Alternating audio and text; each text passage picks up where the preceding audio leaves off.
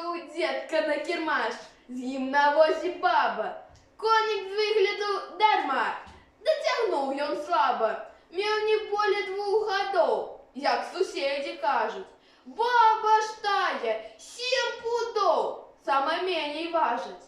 Пад узгорак або ў гразь конь на сілу возьме. Стала баба памагаць, сидячи на возе.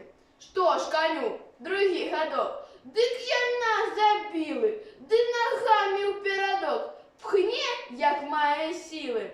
Кінь, дурная, бо зганю. Дед тут бабе кажа: ты поможешь так коню, як хворобе кашель? Ах ты, ёлопень старый, баба деда лае, стой же тут хоть ты с горы, мне беда малая. Потым гоп, яна з колес, села ля дороги, а коня як чорт понес, дзе ўзяліся ноги. Ва установах часам ёсць вось такія ж бабы. З дзетства робяць яны штось, але справы слабы. Ды такая не ўцячэ, скажем ей нарэшце.